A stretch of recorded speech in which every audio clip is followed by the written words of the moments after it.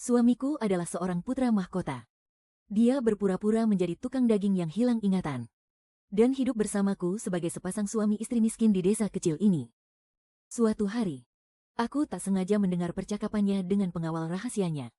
Nona Yuan telah menyelamatkan nyawa Anda, Yang Mulia. Dan dia sangat tulus mencintai Anda.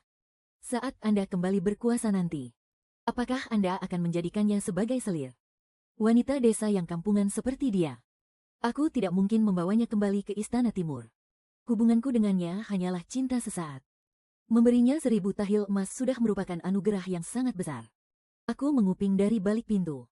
Dan hampir saja tertawa terbahak-bahak. Dia tidak tahu kalau aku ini terlahir kembali. Uang itu, akhirnya akan segera jatuh ke tanganku. Punggung Li Yuanzhao membuatku tidak bisa melihat ekspresi wajahnya. Di bawah sinar rembulan, aku hanya melihat pengawal itu menggelengkan kepalanya. Seolah merasa kasihan padaku.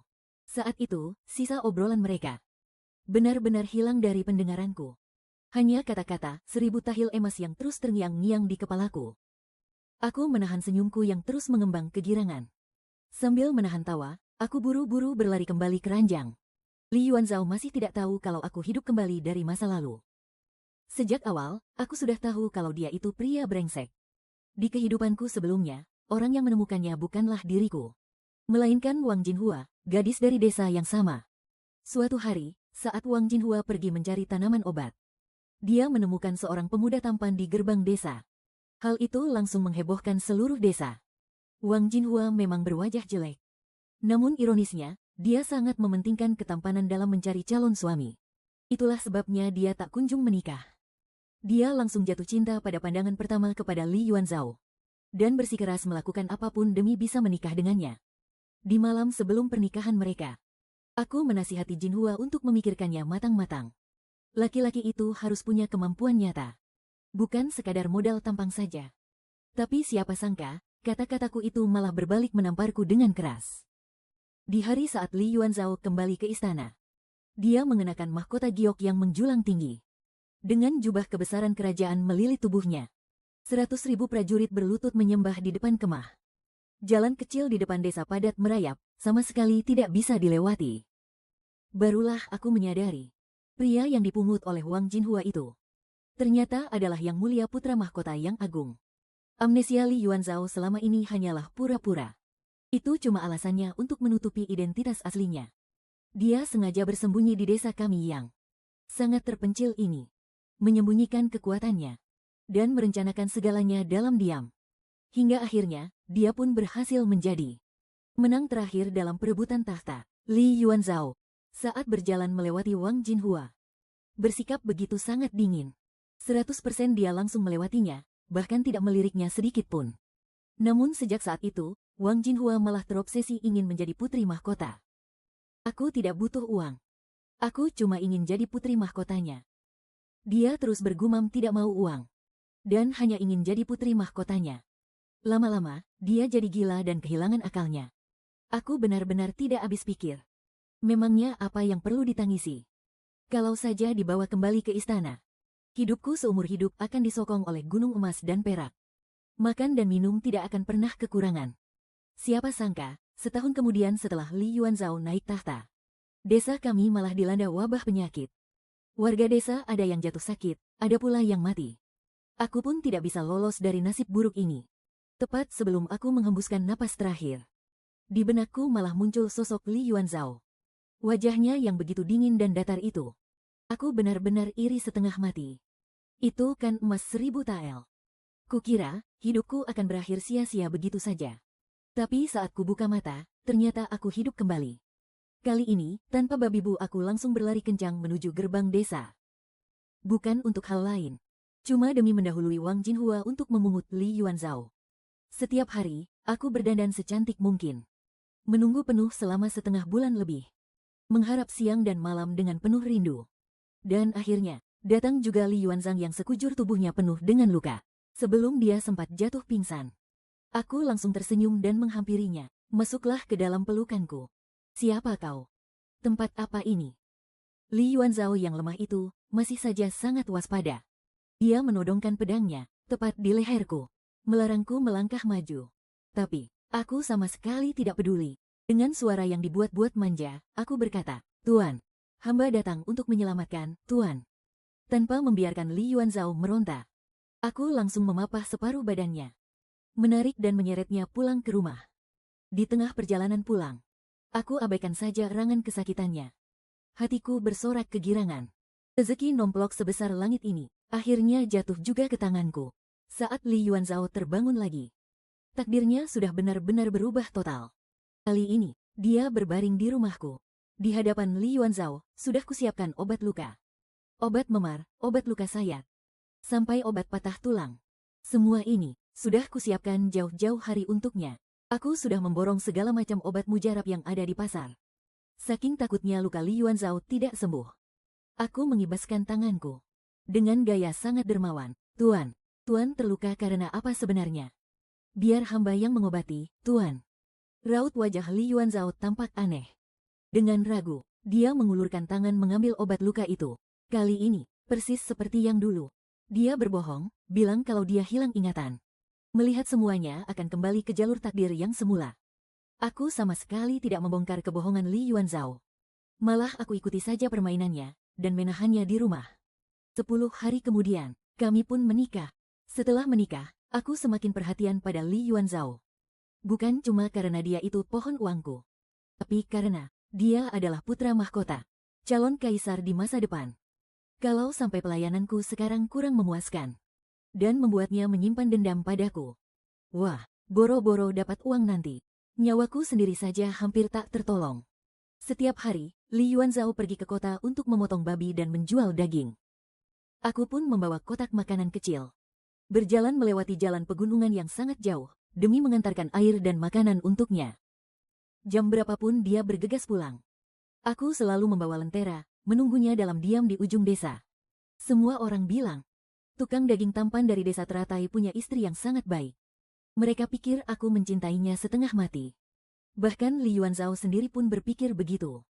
Tapi, berkat Li Yuanzhao, bisnis kedai daging kami sangat laris manis. Wajahnya memang sangat tampan.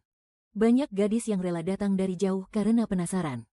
Mereka membeli setengah kati daging, hanya demi bisa mencuri pandang ketampanannya.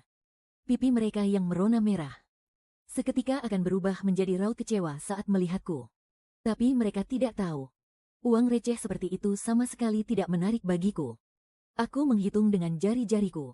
Semakin dipikirkan, aku semakin kegirangan. Hari itu akhirnya akan tiba, tapi setelah beberapa hari berlalu, aku menunggu dan terus menunggu. Namun tak kunjung ada kabar soal Li Yuanzhao kembali ke istana. "Bicara apa kau ini?" Li Yuanzhao meletakkan mangkuk dan sumpitnya, lalu menatapku lekat-lekat. Aku berdeham pelan. Entah kenapa merasa sedikit gugup. "Sedang memikirkanmu. Aku ada di depan matamu." "Buat apa memikirkanku?" Gadis-gadis yang datang beli daging ke kedai semakin banyak. Kalau suatu hari nanti kamu sudah bosan padaku, menganggapku kasar dan buta huruf, lalu mencampakkanku, bagaimana nasibku nanti? Makanlah dengan benar. Kerjamu sepanjang hari hanya memikirkan hal yang tidak-tidak. Aku tertawa sinis dalam hati. Apanya yang tidak-tidak? Bukankah itu persis seperti apa yang mulia putra mahkota katakan sendiri beberapa hari yang lalu? Kamu yang ngomong ngawur. Sudah menikah sekian lama, kamu saja cuma menyentuhku beberapa kali. Istrimu ini bisa menghitungnya hanya dengan jari. Sebagai istrimu, Kanda harus makan yang benar ya. Padahal di dalam hati, istrimu ini sangat muak padanya. Tapi sehari-hari, aku masih harus bersandiwara bersamanya. Benar-benar menyusahkannya saja. Aku menjawab dengan senyum manis. "Iya, Kanda. Untunglah. Hari-hari saling bersandiwara ini akhirnya akan segera berakhir." Setelah makan malam, Li Yuanzhao duduk di tepi ranjang. Tiba-tiba, dia mengulurkan tangannya padaku. Dia membuka telapak tangannya. Di dalamnya, ada sebuah tusuk konde sederhana. Tusuk konde itu sepertinya memiliki ukiran yang halus. Aku mengambilnya dengan penasaran. "Ini untukmu." Hari ini, ada toko perhiasan baru yang buka di jalan. Aku melihat banyak gadis membeli ini. Kurasa, kau juga akan menyukainya.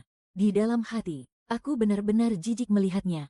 Tapi di luar, aku tetap berpura-pura sangat menyukainya. Bagaimana Kanda tahu kalau Adinda suka model yang ini? Aku tiba-tiba mengalungkan lenganku di lehernya, mendekat padanya dengan senyuman manis. dan mencium pipinya. Kap, Kanda Zhao, kau sungguh baik padaku. Tatapan Li Yuanzhao sedikit bergetar. Dia menggenggam erat pergelangan tanganku, lalu mencondongkan tubuhnya dan mencium bibirku. Di saat dia turun dari ranjang dan berdiri, dengan kepala yang masih pusing, aku berpikir, laki-laki itu benar-benar mudah ditipu ya. Keesokan paginya, terdengar suara keributan dari luar pintu. Jangan tidur lagi, ada masalah gawat. Kenapa di gerbang desa, penuh dengan prajurit? Aku langsung melompat bangun sambil memeluk selimut. Li Yuanzhao yang tadi ada di sebelahku, sudah tidak terlihat lagi. Rasa kantukku langsung hilang seketika. Baru saja aku melangkah ke halaman. Aku melihat Li Yuanzhao mengenakan jubah berwarna biru kehijauan. Dia berdiri tegak, dengan kedua tangan disembunyikan di belakang punggungnya, di depan gerbang kecil halaman rumah kami. Para penduduk desa bersujud di tanah. Beberapa pria berseragam pejabat berjalan tegap menghampiri Li Yuanzhao, lalu serentak berlutut di hadapannya. Yang mulia putra mahkota, hamba datang terlambat. Akhirnya datang juga. Kenapa kalian baru datang? Aku sangat bersemangat sampai mataku berbinar. Tapi aku malah memasang wajah ketakutan dan berteriak, ada kecoa. Siapa mereka? Bertemu dengan yang mulia putra mahkota, kenapa kalian belum juga berlutut? Aku pun berlutut dengan tubuh lemas. Bibirku bergetar. Air mata jatuh bercucuran membasahi pipiku. Li Yuanzhao berdiri di sana, hanya menatapku. Punggungnya tegak lurus. Tapi dia hanya terdiam. Setelah beberapa saat yang terasa lama, dari tenggorokannya, akhirnya keluar kata-kata yang sangat kuimpikan. Kau berjasa besar karena telah menyelamatkanku. Dihadiahkan 1000 tahil emas, Yuanzhao berjalan melewatiku, memanfaatkan celah saat dia berhenti sejenak. Aku segera mengusap air mata dan ingusku, lalu berteriak dengan penuh duka. Aku berdiri, menarik nampan berisi emas yang berat itu ke sisiku. Lalu, dari dalam lengan bajuku, aku mengeluarkan tusuk konde sederhana yang dia berikan padaku kemarin. Aku berlari menuju sungai kecil di depan gerbang. Li Yuanzhao yang berdiri di belakang Zhu Chaoyun memanggil namaku dengan sedikit lepas kendali. Dia ternyata mengejarku. Aku terkejut setengah mati. Yang mulia, mulai hari ini dan seterusnya, tidak ada lagi hubungan apapun di antara kita berdua. Langkah kaki Li Yuanzhao langsung terpaku di tempat karena kata-kataku. Suasana di sekitar tiba-tiba menjadi hening yang mencekam. Mungkin karena menyadari kemarahan Li Yuanzhao, semua orang bersujud di atas tanah, menundukkan kepala dengan sangat hati-hati, tidak berani menatapnya. Tapi jika mereka berani mengangkat kepala, mereka akan melihat wibawa yang mulia putra mahkota yang hancur, dan penampilannya yang terlihat sangat kacau. Kedua mata Li Yuanzhao merah menyala, menatap tajam ke tempat hilangnya tusuk konde itu. Berusaha keras menyembunyikan tangannya yang bergetar di balik lengan bajunya. Di satu sisi aku menangis, tapi diam-diam aku tertawa. Yang mulia putra mahkota memang luar biasa. Saking hebatnya bersandiwara, dia bahkan menipu dirinya sendiri. Sayang sekali, dia sama sekali tidak tahu.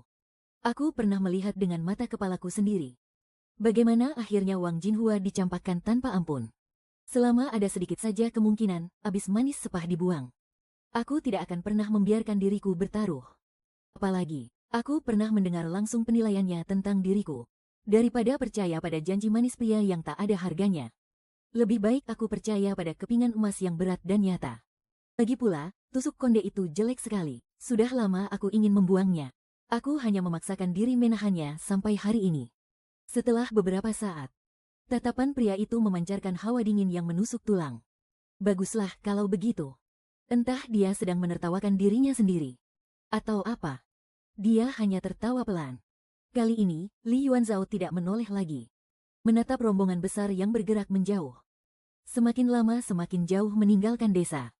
Aku langsung berlari cepat ke tumpukan bongkahan emas itu. Kuambil satu, kudekatkan ke mulutku. Lalu kugigit kuat-kuat. Warga desa di sekitarku menatapku dengan wajah ngeri. Lucunya, mereka pasti mengira aku hancur karena dicampakkan, dan menjadi gila karena terlalu bersedih. Seketika, mereka semua memandangku dengan tatapan penuh kasihan. Padahal sebenarnya, terlahir kembali di kehidupan ini, dan mendapatkan uang sebanyak ini. Ada satu hal lagi yang ingin kulakukan. Walaupun aku tidak tahu apakah rencanaku ini akan berhasil. Setelah berpikir panjang, aku memutuskan untuk mencobanya. Aku segera menghapus sisa air mataku. Aku melangkah ke tengah-tengah warga desa dan meminta mereka semua berkumpul mendekat. Saudara-saudaraku sekalian, ada beberapa hal yang ingin Zhao Yun sampaikan. Zhao Lang kini telah kembali menjadi putra mahkota. Setelah dia tiba di istana nanti, pasti suatu saat dia akan teringat masa-masa sulitnya di desa teratai ini. Semua orang yang hadir langsung mengerti maksud terselubung dari perkataanku. Bagaimanapun juga, isi hati penguasa sangatlah sulit ditebak. Tidak ada yang berani bertaruh. Apakah Li Yuanzhao suatu hari nanti tiba-tiba berubah pikiran dan ingin menghapus masa lalunya yang memalukan di desa teratai? Pria berhati dingin sepertinya sangat mungkin melakukan hal itu. Aku ingin menggunakan alasan ini untuk membujuk warga desa segera pergi. Benar saja, semua orang mulai curiga dan cemas. Mereka pun mulai ribut berdiskusi. Lalu, kita harus bagaimana? Nenek moyang kita sudah turun-temurun tinggal di sini. Kalau harus pindah, nyawa kita sudah terancam, masih memikirkan hal itu. Pria itu, aku yang membawanya pulang. Tentu saja aku yang harus bertanggung jawab sampai akhir. Jadi, bagi warga yang bersedia pindah dalam waktu 2 hari, aku, Zhu Chaoyun, bersedia menanggung semua biaya pindahan dari desa teratai dan seluruh biaya hidup kalian di tempat yang baru. Mendengar ucapanku, suasana langsung riuh. Baguslah, Chaoyun, apa kata-katamu itu benar? Mana ada hal sebaik ini? Iya, sungguh. Melihat semakin banyak warga desa yang mendaftar dengan antusias, aku diam-diam bernapas lega. Sejak kecil, aku hidup sebatang kara. Aku dibesarkan oleh kebaikan hati warga desa teratai. Kini, setelah diberi kesempatan untuk hidup kembali, sudah sepantasnya aku membalas budi dan melakukan apapun yang ku bisa. Dengan begini, beban di hatiku akhirnya terangkat. Urusan warga desa sudah beres. Kini, tinggal satu masalah lagi. Aku menatap Wang Jinhua di sebelahku. Aku tidak mau pergi, serunya. Aku juga ingin membawa pulang pria tampan untuk kujadikan suami. Kalau bisa, yang lebih tampan dari yang mulia putra mahkota. Sudut bibirku langsung berkedut mendengarnya. Sama sepertiku, dia juga anak yatim piatu. Dia tidak punya sanak saudara untuk mencari perlindungan. Teringat akan nasib tragisnya di kehidupanku sebelumnya. Ditambah lagi, dengan sifatnya yang naif seperti ini. Meskipun dia diberi banyak uang, tetap saja sangat besar kemungkinan dia akan ditipu habis-habisan oleh pria brengsek yang berniat jahat. Teringat akhir hidupnya yang tragis sebelum aku terlahir kembali. Ditambah lagi melihat kondisinya yang seperti sekarang ini. Biarpun dia punya uang, bukan tidak mungkin dia akan ditipu oleh pria jahat manapun di luar sana. Aku akan membawamu ke tempat yang bagus. Apakah kau bersedia tinggal bersamaku? Kemana? Mungkin memang sulit. Sebagai orang yang terakhir pergi dari sini, aku membakar abis tempat ini hingga rata dengan tanah. Sebelum naik ke atas kereta kuda, aku menatap desa teratai yang kini telah menjadi puing-puing. Rasanya, seolah-olah kenangan pahit kematianku di kehidupan yang lalu telah kutinggalkan untuk selamanya. Seluruh tubuhku terasa begitu lega. Kali ini, tidak akan ada seorang pun yang mati karena wabah itu. Semua orang akan memegang uang mereka dan hidup dengan baik. Tempat bagus yang kau bicarakan hari itu, sebenarnya ada di mana? Ibu kota. Ini juga salah satu rencanaku setelah mendapatkan uang. Setelah berhasil mengumpulkan uang bekal di tanganku ini, aku akan segera pergi dari sini. Pergi ke tempat yang paling aman di dunia. Tempat di mana aku bisa menghasilkan lebih banyak uang. Ibu kota itu sangat makmur dan memiliki peluang yang tak terbatas. Yang paling penting adalah, aku tidak mau lagi seperti kehidupanku yang sebelumnya. Mati tanpa pernah melangkah keluar dari desa kecil itu. Kereta kuda pun perlahan mulai menjauh. Tapi yang tidak ku ketahui adalah, 3 hari kemudian, sekelompok pria berpakaian hitam mendatangi desa teratai. Hanya sang pemimpin saja yang mengenakan pakaian berwarna biru kehijauan. Sayup-sayup, terlihat raut wajahnya yang begitu gagah. Dan auranya sangatlah berkuasa. Dia melihat desa yang sudah kosong tak berpenghuni itu. Yang tersisa hanyalah puing-puing reruntuhan yang berserakan. Tubuhnya sedikit bergetar. Namun dia tidak melirik sedikit pun. Beberapa pria berpakaian hitam lainnya turun menyusuri aliran sungai. Sepertinya sedang mencari sesuatu. Namun pada akhirnya, mereka kembali dengan tangan kosong. Hanya tuan muda berbaju hijau itu saja, yang pada akhirnya, tepat saat dia berbalik dan hendak naik ke atas kudanya, tiba-tiba, ia jatuh tersungkur ke tanah. Saat diperhatikan dengan saksama, ia justru memuntahkan seteguk darah segar. Suamiku adalah seorang putra mahkota. Setelah dia naik tahta, dia memberiku 1000 tahil emas sebagai biaya perpisahan. Bagaimanapun juga, hati seorang raja sulit ditebak. Aku takut dia ingin menghapus masa lalu kelamnya bersamaku. Jadi, aku menyembunyikan identitasku dan pergi ke ibu kota. Aku membuka sebuah sanggar sulam bernama Ling Huan Yun Sang. Saat sanggar sulam itu baru saja dibuka, aku menyebarkan banyak selebaran. Merekrut para wanita miskin yang tidak punya tempat tinggal untuk bekerja. Tidak hanya menyediakan tempat tinggal dan makanan, tapi juga mengajarkan keterampilan menyulam. Begitu selebaran ini beredar, penduduk ibu kota mulai ramai memperbincangkannya. Semuanya mengira itu hanya akal-akalan belaka.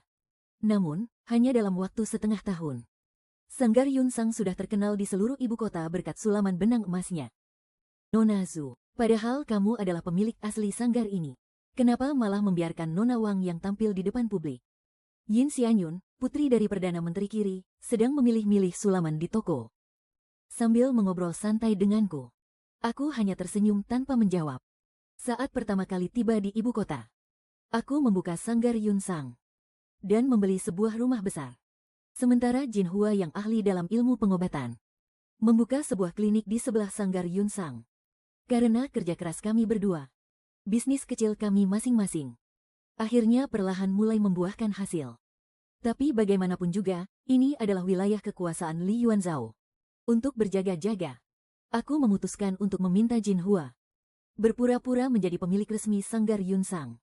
Tiba-tiba, Yin Xianyun seperti teringat akan sesuatu dan berkata kepadaku, "Oh iya, 2 hari yang lalu, saat aku ikut ayahku menghadiri perjamuan di istana, aku memberikan sepasang hiasan dinding bersulam burung dan bunga buatanmu itu sebagai persembahan untuk Baginda Kaisar." Tanganku yang sedang memainkan sempoa langsung terhenti saat Baginda melihat sulaman huruf Yun buatanmu itu.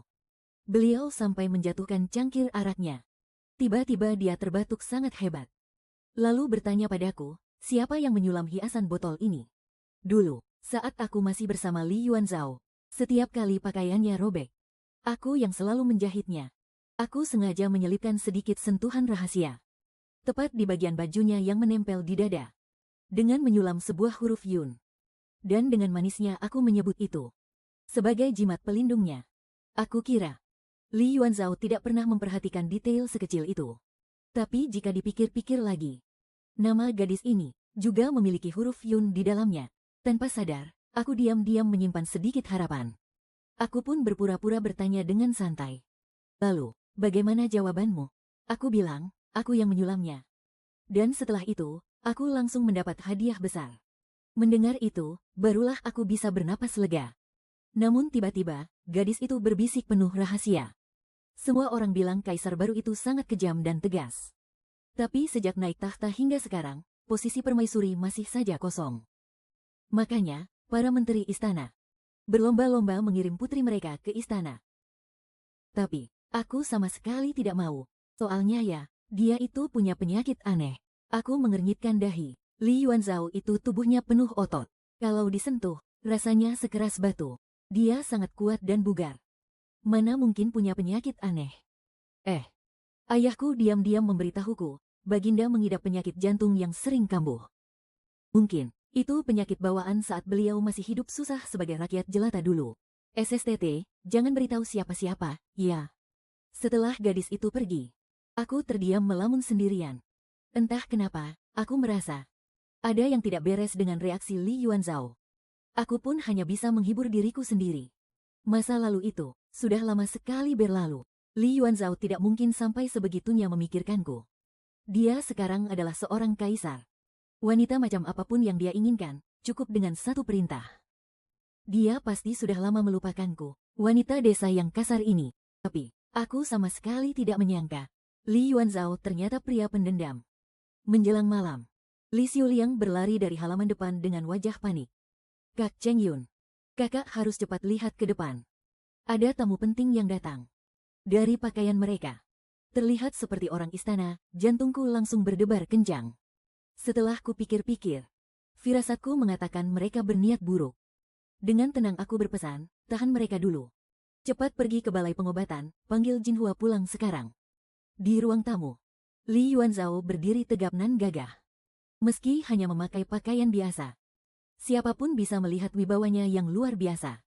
Dia jelas bukan orang istana sembarangan. Wang Jinhua tentu saja mengenali identitas asli Li Yuanzhao.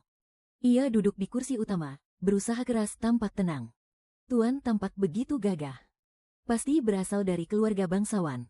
Entah ada urusan penting apa, hingga sudi mampir ke toko kecil kami ini. Belum sempat ia menyelesaikan ucapannya, Li Yuanzhao sedikit mengangkat dagunya. Dua pengawal di belakangnya langsung membawa masuk sepasang hiasan dinding motif burung dan bunga. Pemberian dari Yin Xianyun ke hadapan kami. Tuan, apa maksudnya ini? Berhenti bersandiwara, aku tahu kau berasal dari desa teratai. Ekspresinya sedingin es. Dia mencabut sebuah belati indah dari pinggangnya, lalu memainkannya perlahan. Aku datang untuk mencari seseorang.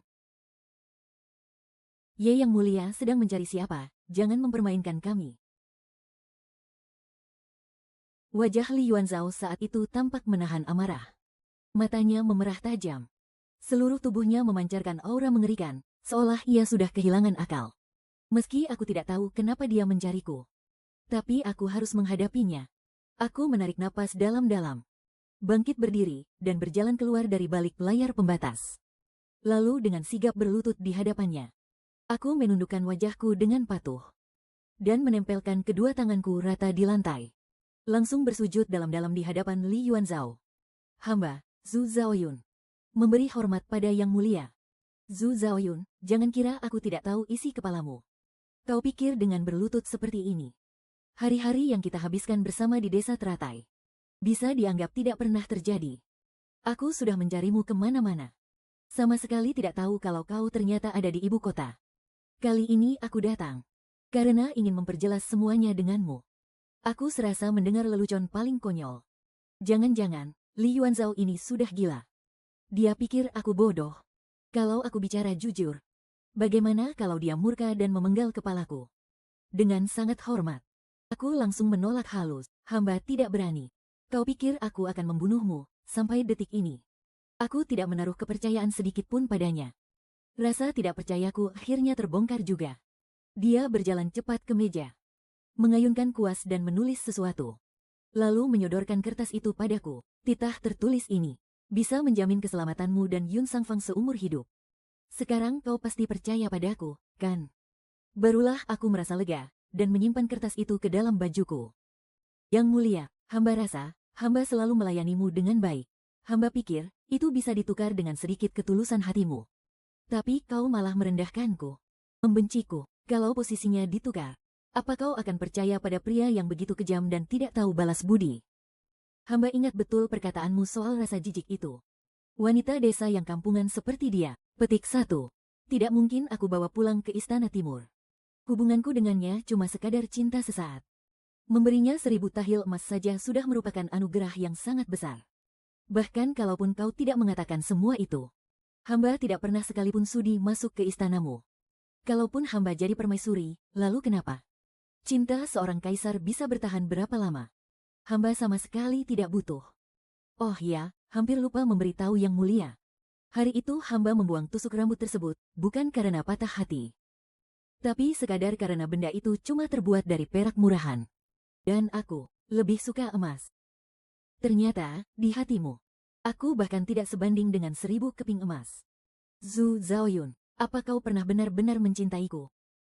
Musim dingin tahun itu, saat aku jatuh ke jurang dalam perjalanan mencarimu, kau mencariku setengah mati, menggali tanah, sampai jarimu berdarah-darah. Saat itu, hatiku memang tersentuh. Hanya saja, perasaan itu, aku tidak peduli Li Yuanzhao tahu atau tidak. Aku mulai belajar membaca dan menulis. Bukan karena aku peduli pada penilaiannya, tapi karena aku merasa, manusia harus selalu melihat ke depan. Karena aku sudah memutuskan untuk fokus pada pavilion Yunxiang. Aku tidak boleh lagi menjadi Zhu Zhaoyun di masa lalu, yang hanya tahu cara memutar sempoa. Hanya dengan mengerahkan seluruh tenagaku, aku punya kekuatan untuk mempertahankan pavilion Yunxiu. Aku menatap wajah Li Yuanzhao yang terlihat hancur. Lalu berkata pelan, setelah banyak belajar, aku semakin mengerti bahwa romansa dan cinta tidak hanya sebatas pada urusan asmara pria dan wanita. tapi juga bisa diwujudkan dalam ambisi dan cita-cita. Li Yuanzhao, kau membaca lebih banyak buku dariku. Lantas, bagaimana mungkin kau tidak mengerti arti kata melepaskan? Kata melepaskan itu seolah memberikan pukulan telak bagi Li Yuanzhao. Bulu matanya bergetar. Tiba-tiba ia menutup mulutnya dengan kepalan tangan. Lalu membalikkan badan dan terbatuk hebat. Sementara tangannya yang lain mencengkeram erat ujung meja. Berusaha sekuat tenaga menopang tubuhnya. Saat ia hendak mengatakan sesuatu, tiba-tiba darah segar menyembur dari mulutnya. Mengerikan, darah itu menodai seluruh pakaiannya. Li Yuanzhao jatuh terduduk ke belakang. Matanya terpejam, seolah kehilangan kesadaran. Hari itu, setelah melihatnya dengan mata kepalaku sendiri, barulah aku sadar. Ternyata, inilah penyakit aneh yang diderita Li Yuanzhao. Karena semuanya sudah diucapkan dengan jelas. Dan dengan seberapa kenalnya aku padanya. Mulai sekarang, dia pasti tidak akan menggangguku lagi. Aku pun segera melupakan Li Yuanzhao dari pikiranku. Pikiranku sepenuhnya tertuju pada perayaan ulang tahun Menteri Kiri. Alasannya tidak lain adalah Yun Shengfang saat ini sudah lumayan dikenal di kalangan para wanita bangsawan kerajaan. Tapi, itu saja masih jauh dari cukup. Asalkan aku bisa memanfaatkan kesempatan ini dengan baik, Yun Shengfang pasti bisa menarik perhatian seluruh keluarga kerajaan. Pada hari perayaan tiba, aku hadir sebagai teman baik Yin Xianyun. Aku datang lebih awal. Namun, baru saja melangkahkan kaki ke dalam, aku langsung melihat Li Yuanzhao duduk tepat di tengah ruangan. Dia pun dengan cepat menyadari kehadiranku. Dalam hati aku bergumam, bisa-bisanya kebetulan sekali. Saat pandangan kami bertemu, aku dengan tenang memalingkan wajah. Lalu berjalan lurus dan duduk di tempatku. Setelah beberapa putaran bersulang arak, suasana menjadi sangat meriah. Tiba saatnya sesi persembahan hadiah dan ucapan selamat. Aku mengeluarkan hadiah yang sudah kusiapkan dengan matang.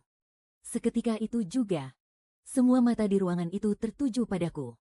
Saya dengar Tuan Menteri adalah sosok yang jujur dan bersih, dan tidak suka kemewahan yang berlebihan.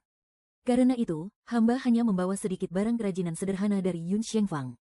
Ini adalah sulaman 4 sisi karya Yun Shengfang. Menteri Kiri tampak bingung, biasanya aku hanya pernah mendengar sulaman 2 sisi. Lalu, apa maksudnya dengan sulaman 4 sisi ini? Aku tersenyum kecil, melangkah ke tengah ruangan, lalu menunjukkan bagian depan kantong wewangian itu. Kemudian, aku membaliknya. Ini baru 2 sisi. Setelah itu aku mengangkatnya tinggi-tinggi. Para tuan sekalian, silakan lihat. Di bawah cahaya lampu, kantong ini menyimpan sebuah rahasia. Bagian luarnya disulam dengan motif kaligrafi berkah dan umur panjang. Terlihat lembut dan anggun. Namun saat terkena cahaya, motif tersembunyi di dalamnya akan terlihat. Yaitu motif 8 pusaka dan simbol umur panjang. Jahitannya sangat halus dan rapat, melambangkan kebahagiaan abadi yang tiada taraf. Aku pun memberi hormat. Hamba mendoakan agar Tuan selalu dikaruniai kesehatan jasmani dan rohani, serta berlimpah berkah dan umur yang panjang. Hahaha. Benar-benar unik. Hahaha. Perdana Menteri Yin tertawa puas sampai tidak bisa menutup mulutnya. Aku bersorak gembira dalam hati. Rencana hari ini bisa dibilang sukses. Tak disangka, Li Yuanzhao yang duduk di kursi kehormatan tiba-tiba angkat bicara. Tatapan panasnya lekat mengawasi wajahku. Aku juga merasa kantong wangi ini dibuat dengan sangat apik. Bahkan sedikit lebih unggul jika dibandingkan dengan pengrajin istana. Sepatutnya dia diberi hadiah. Begitu kata-kata itu diucapkan, entah siapa yang memulai untuk bertepuk tangan di ruangan itu. Suara sorak-sorai kekaguman pun menggema di sekeliling. Perjamuan pun selesai. Saat aku baru saja hendak pergi, seorang pria berpakaian mewah tiba-tiba menghalangi jalanku.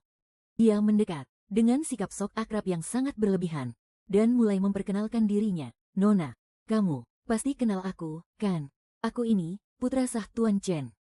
Aku sama sekali tidak tahu siapa dia sebenarnya. Tapi demi menjaga kesopanan, aku tetap tersenyum dan menggelengkan kepalaku. Tanganmu itu sangat terampil. Wajahmu juga sangat menawan. Sayang sekali kalau kamu cuma menghabiskan waktu menjahit. Lebih baik ikut saja denganku. Mulai sekarang, semua urusan bisnismu, aku yang akan melindunginya. Sambil berkata begitu, dia mencoba merangkul pinggangku. Aku gagal menghindar. Pinggangku langsung terperangkap dalam rangkulannya. Tiba-tiba, terdengar jeritan yang menyayat hati. Pria itu ditendang keras dari belakang, sampai tersungkur jatuh ke tanah. Bangsat mana yang berani? Ekspresi marahnya seketika berubah menjadi ketakutan yang luar biasa. Sepatu bot Li Yuanzhao menginjak keras tangan pria yang baru saja menyentuhku. Dengan santai, dia mencabut pedang milik pengawalnya. Dia mengangkat tangannya lagi, dan hiasan rambut pria itu terlempar ditebas oleh Li Yuanzhao. Rambutnya kini berantakan dengan sangat menyedihkan. Sebagian besar rambutnya sudah dipotong habis oleh Li Yuanzhao. Pria itu menundukkan pandangannya yang tajam. Lalu berkata dengan nada sedingin es, "Aku benar-benar tidak habis pikir. Seorang kacung rendahan, berani-beraninya bertingkah sombong mengandalkan kuasa tuannya." Wajahnya tanpa ekspresi. Kakinya perlahan menginjak lebih kuat. Seolah ingin menghancurkan telapak tangan itu. Aku berbalik, hendak pergi. Tiba-tiba, Li Yuanzhang mencengkeram pergelangan tanganku dengan kuat. Dia tidak mengatakan sepatah kata pun. Sampai dia membawaku memutar melewati sebuah bukit buatan. Setiap kali melihatku, wajahmu selalu seperti itu. Tapi, bahkan pada sampah seperti tadi, kau malah tersenyum padanya. Aku malas meladeni omong kosongnya. Tapi, sikap diamku membuat Li Yuanzhao murka dan cemburu setengah mati. Apa saja yang kalian bicarakan? Apa dia merayumu? Atau dia ingin menikahimu? Tidakkah kau tahu, Tuan Muda Chen itu memelihara 8 wanita di luar sana? Dia itu pria hidung belang yang sangat brengsek. Kenapa dia saja boleh, tapi aku tidak? Atas dasar apa tangan kotornya berani menyentuhmu? Dia bicara dengan sangat cepat. Wajahnya memancarkan kegilaan dan obsesi. Aku lebih kaya dari dia. Aku hanya pernah memiliki satu wanita, yaitu kau. Kau jauh lebih bersih darinya. Li Yuanzhao tiba-tiba mengambil sesuatu dan memaksa gagang pedang ke tanganku. Kedua matanya merah menyala. Tangannya menggenggam ujung pedang, mengarahkannya tepat ke jantungnya sendiri. "Zhao Yun, kumohon, jangan membenciku. Jika kau benar-benar sangat membenciku, lebih baik kau bunuh saja aku dengan pedang ini." Aku menyela, menatapnya dengan rasa tidak percaya. "Li Yuanzhao, apa kau lupa siapa dirimu? Kau sudah gila." Dia menundukkan kepala, terkekeh pelan. "Kau benar. Mungkin, sejak hari di mana aku mengingat kehidupan masa laluku. Aku, sang kaisar ini, memang sudah gila." Dua kata, masa lalu, itu nyaris menghentikan napasku. Namun, Li Yuanzhao terus mendesakku. "Zhao Yuan, jawab aku dengan jujur. Kau selalu begitu yakin bahwa aku ini kejam dan tidak punya hati. Dan kau sama sekali tidak mau mempercayaiku. Apa karena kejadian di masa lalu?" Aku diam-diam terkejut. Bagaimana dia bisa tahu?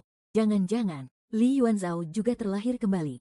Dulu Li Yuanzhao pernah jatuh dari kuda. Lalu saat terbangun, dia sudah memiliki ingatan masa lalu. Aku tiba-tiba menyadarinya. Pantas saja di hari aku terluka. Baru tiba di gerbang desa, aku kebetulan bertemu denganmu.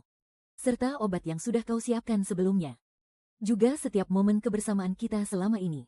Aku kira, kau memperlakukanku dengan sangat baik. Hanya karena kau juga menyukaiku. Ternyata, sejak awal aku sudah salah sangka. Hatiku mulai merasa sangat gelisah. Li Yuanzhao bukan hanya tahu soal kehidupan masa lalu. Dia bahkan bisa menebak alasan asliku pergi menyelamatkannya. Tapi dia sama sekali tidak marah. Di kehidupan sebelumnya, aku sudah menjelaskan bahwa aku punya identitas lain. Aku sudah membuat kesepakatan dengan keluarga Wang. Setelah pulih, aku akan membalas budi mereka dengan uang. Pernikahan itu hanyalah palsu. Menumpang di desa teratai untuk memulihkan tubuh, itulah kebenarannya. Aku sama sekali tidak punya perasaan padanya. Apalagi sampai menyentuhnya. Di masa lalu, tentu saja aku tidak tahu kalau dia dan Jinhua ternyata punya hubungan seperti ini. Ini memang yang membuatku yakin kalau Li Yuanzhao adalah pria yang tidak setia. Itu salah satu alasannya. Setiap kali dia melakukan sesuatu untukku, tanpa sadar aku selalu berpikir bahwa itu bukanlah niat tulusnya, melainkan hanya kepura-puraannya saja. Kenyataan ini membuatku bungkam tak bisa berkata-kata. Aku benar-benar tidak tahu harus menjawab apa.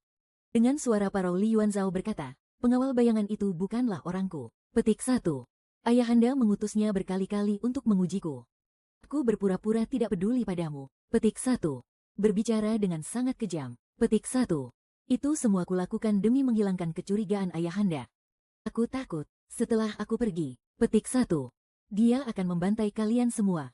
Dulu aku sempat berpikir. Petik 1. Seandainya aku bisa bertemu denganmu sehari lebih awal. Petik 1. Aku pasti sudah membawamu masuk ke istana lebih cepat. Tapi hari itu, kau bilang kau sama sekali tidak butuh cintaku. Tusuk konde peninggalan ibunda selir, semuanya, status, dan semua yang bisa kuberikan, kau sama sekali tidak peduli. Lalu bagaimana dengan harta? Aku sudah tidak punya apa-apa lagi. Aku hanya punya ini. Melihat Li Yuanzhao di hadapanku ini, telah meruntuhkan semua pertahananku terhadapnya. Melihatnya seperti ini, untuk pertama kalinya aku merasa kebingungan. Suaranya memohon dengan begitu tulus. Zhu Zhaoyun, maukah kau mempercayaiku? Sekali ini saja. Aku menundukkan pandangan, dan tidak menjawab. Sepertinya, aku butuh waktu untuk memikirkannya baik-baik. 7 hari kemudian, di Festival Lampion Sang Yuan, aku membawa lampion ruyi berlapis emas yang baru kubuat.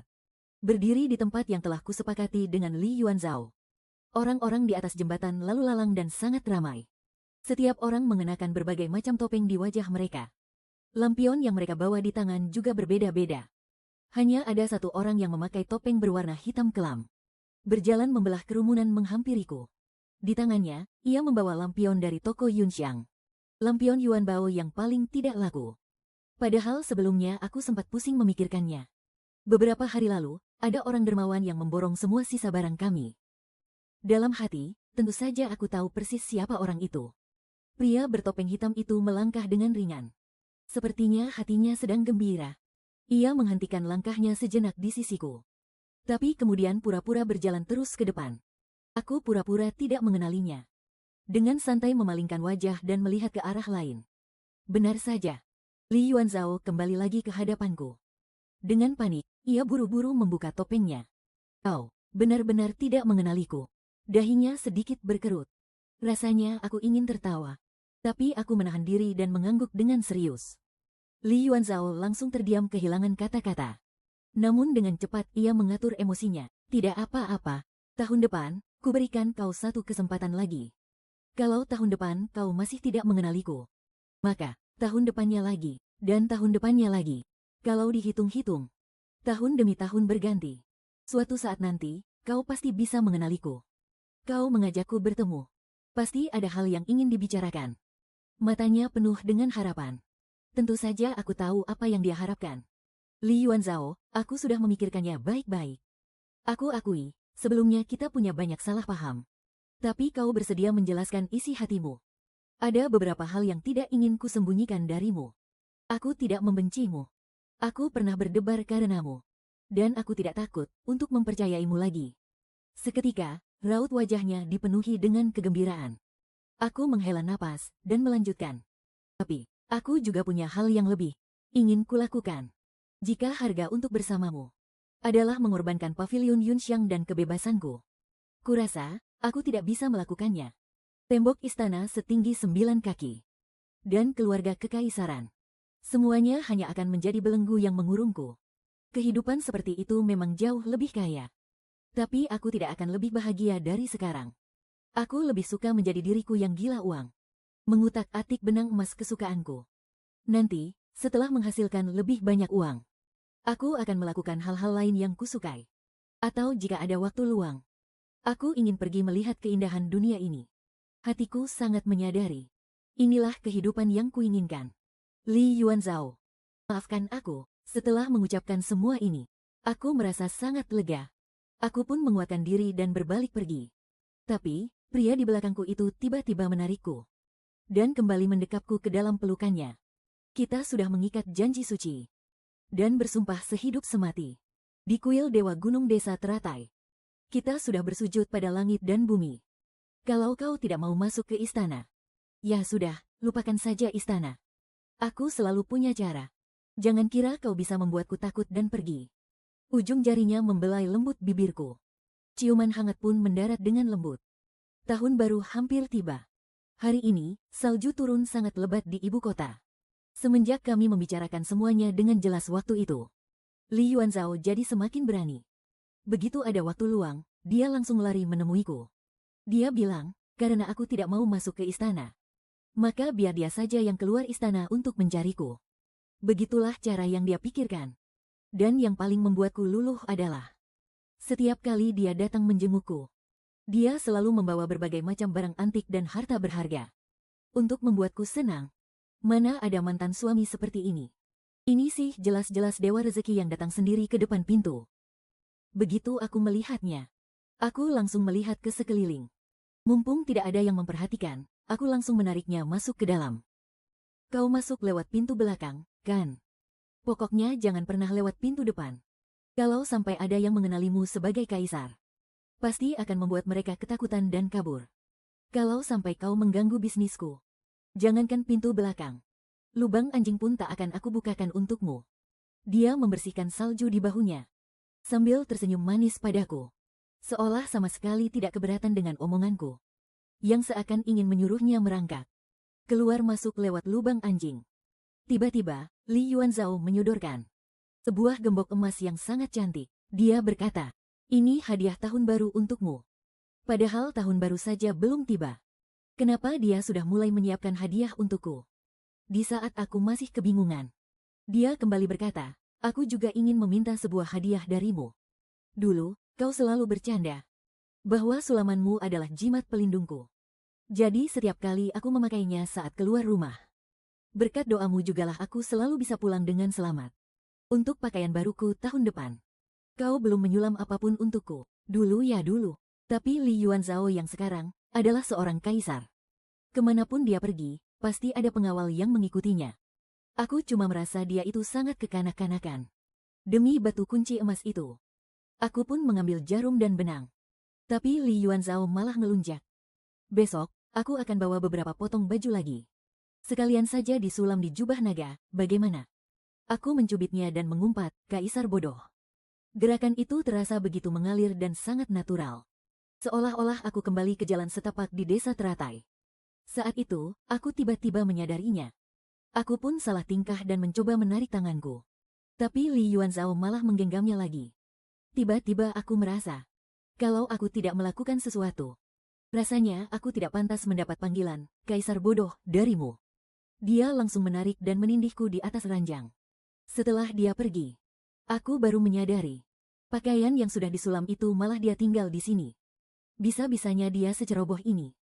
Dengan sifatnya itu, besoknya, pasti dia akan datang lagi tanpa rasa malu untuk mengambilnya.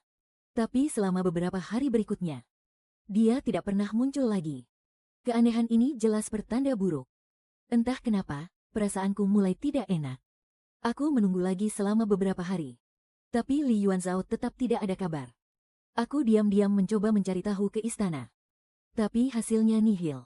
Kebetulan, saat itu rumor mulai menyebar di ibu kota. Kabarnya, ada wabah aneh yang melanda wilayah Meinan. Korban tewasnya sangat banyak. Aku baru teringat, sebagian besar penduduk desa Teratai yang pindah dari sana, pergi ke wilayah Meinan itu. Wabah besar di kehidupanku yang sebelumnya datang begitu ganas. Tanpa adanya bantuan obat-obatan dan makanan sedikit pun, penduduk desa Teratai harus bertahan dalam penderitaan hingga napas terakhir mereka. Hanya orang yang sudah pernah mati yang bisa memahami keputusasaan semacam itu. Keputusasaan di masa lalu itu terasa seperti neraka yang tergambar jelas di pelupuk mataku. Aku tidak bisa hanya diam berpangku tangan. Semalaman aku menghabiskan seluruh hartaku untuk membeli persediaan dan bergegas ke wilayah Meinan. Emas dan perak memang penting, tapi ribuan keping emas yang habis masih bisa dicari lagi. Dibandingkan dengan nyawa manusia, itu semua tidak ada artinya. Saat aku tiba di sana, baru kusadari tempat ini sudah ditangani dengan sangat rapi. Di sini sudah dibangun beberapa pondok jerami sederhana yang digunakan untuk mengisolasi orang sakit. Ada juga pos-pos untuk membagikan bubur dan obat. Selain para tabib yang bergantian berjaga, mereka juga melakukan desinfeksi dengan membakar tanaman herbal. Segala sesuatunya dipikirkan dengan sangat matang. Obat-obatan dan makanan yang kubawa juga turut membantu. Aku pun menghela napas lega saat aku sedang takjub betapa hebatnya Gubernur Meinan ini. Tiba-tiba ku dengar seorang anak kecil menyahut, "Bukan Tuan Gubernur, tahu." Waktu itu kakak diam-diam bilang padaku, "Itu Tuan Li dari ibu kota." Entah kenapa, aku tiba-tiba teringat dengan hadiah yang dikirimkan Li Yuanzhao dengan terburu-buru waktu itu. Tenggorokanku mendadak kering. Dengan lirih aku bertanya, "Di mana Tuan Li itu?" "Sepertinya dia sakit parah," kata kakak, "dia sudah mau mati." Aku langsung menerobos masuk sampai ke pelataran rumah Li Yuanzhao. Para pengawal bayangan yang berjaga di pintu mengenali wajahku, dan sama sekali tak berani menahanku. Kubuka pintu kamar itu. Li Yuanzhao benar-benar terbaring di atas ranjang. Kedua matanya terpejam rapat. Ada lingkaran hitam samar di bawah matanya. Seperti orang yang tidak tidur berhari-hari. Wajahnya memancarkan rasa lelah yang luar biasa. Aku sadar, diriku sama sekali tidak terbiasa. Melihatnya terbaring pucat dan tak berdaya seperti ini. Li Yuanzhao, aku datang mencarimu. Melihat mangkuk obat di sebelahnya. Dadaku terasa begitu sesak. Siapa suruh kau meninggalkan jimat pelindungmu? Rasakan akibatnya. Ada rasa gelisah dan sesak yang tak kunjung hilang di dadaku. Jauh di lubuk hati, aku sadar aku tak ingin mengatakan hal sekejam itu. Tapi hanya dengan begini, hatiku yang sedari tadi mencemaskannya, bisa merasa sedikit lebih tenang. Aku mengerjap-ngerjapkan mataku yang terasa perih. Aku terus meracau, tapi kau tenang saja. Di perjalanan kemari, aku sudah memikirkan semuanya. Kalau kau benar-benar mati, aku pasti akan melupakanmu sepenuhnya. Lalu menjalani hidupku dengan sangat baik. Saat waktunya tiba, aku akan membawa emas pemberianmu. Dan menikah dengan pria paling kaya di seluruh ibu kota. Setiap tahun, aku akan pergi bersamanya untuk membakarkan uang kertas untukmu. Kelopak matanya berkedut. Aku terkejut setengah mati. Air mataku pun langsung berhenti. Wu Chaoyun, kau menangis. Kau menangis untukku. Itu artinya, kau peduli padaku. Padahal pria di depanku ini, karena bekerja terlalu keras. Wajahnya sampai terlihat sangat tirus karena kelelahan. Tapi dia malah kegirangan seperti orang kesurupan. Dan sama sekali tidak mau melepaskan tanganku. Di kehidupan sebelumnya, wabah penyakit itu datang dengan sangat ganas. Dan karena letak desa teratai yang terpencil. Saat aku mendapat kabar dan bergegas ke sana, semuanya sudah terlambat. Kau punya ikatan batin yang kuat dengan mereka. Penduduk desa teratai juga pernah merawatku. Apalagi kali ini juga melibatkan Kabupaten Meinan. Baik untuk urusan negara maupun pribadi. Aku harus datang sendiri.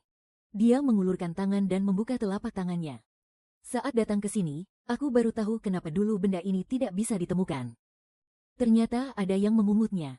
Orang itu tahu ini milikmu. Jadi dia menyerahkannya padaku. Walaupun bentuknya agak jelek. Dan bukan terbuat dari emas. Tapi ini adalah peninggalan dari ibunda. Satu-satunya kenang-kenangan yang kumiliki.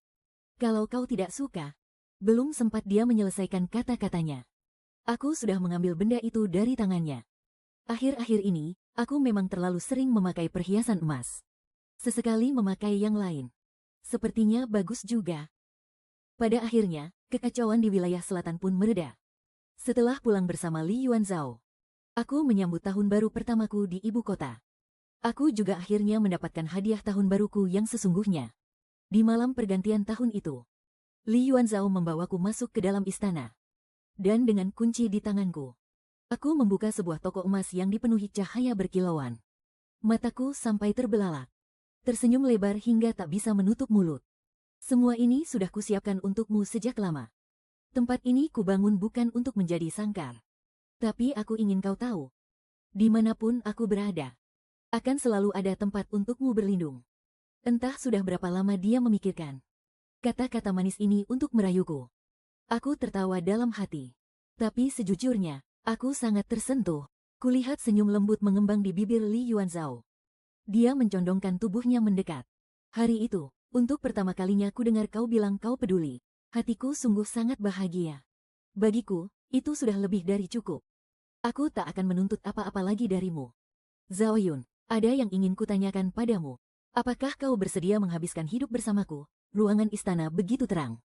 Dan cahaya lilin menari-nari dengan lembut. Tatapan mata pria di hadapanku ini begitu serius.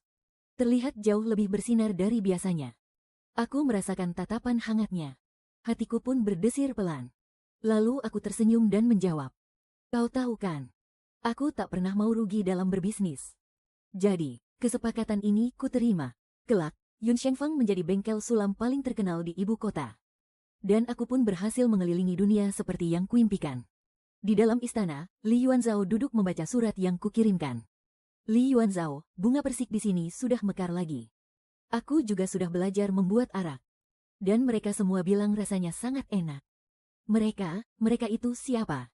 Pria berjubah naga emas yang duduk di meja itu tiba-tiba mengerutkan keningnya dengan kesal. Wanita nakal ini benar-benar bernyali besar. Bawa aku pulang. Pasti akan kugambar desain pakaian yang paling unik. Jika kau mau mengajariku menunggang kuda, bisa kupertimbangkan untuk memberimu satu setel. Membaca sampai di sini, alisnya yang berkerut pun kembali mengendur. Nona Abao di ruang sulam sudah hampir melahirkan. Ingatlah untuk memberikan barang yang kusiapkan kepadanya. Dia rupanya masih memikirkan hal-hal kecil seperti ini. Besok aku akan bertemu dengan Jin Hua di dermaga, jadi jangan khawatir. Li Yuanzhao mengangkat kepalanya, menatap ke arah ruangan istana yang kosong itu, dan tenggelam dalam kenangan. Ah Zhao. Hal yang paling kusesali seumur hidupku adalah terdampar di dinasti ini, dan mengenal ayahanda kaisarmu. Kau harus selalu ingat kata-kataku.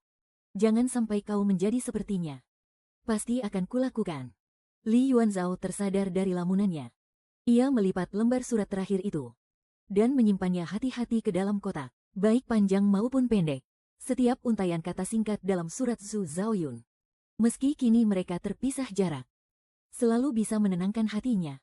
Walaupun terkadang surat-surat ini tidak tiba tepat waktu karena cuaca dan perjalanan jauh.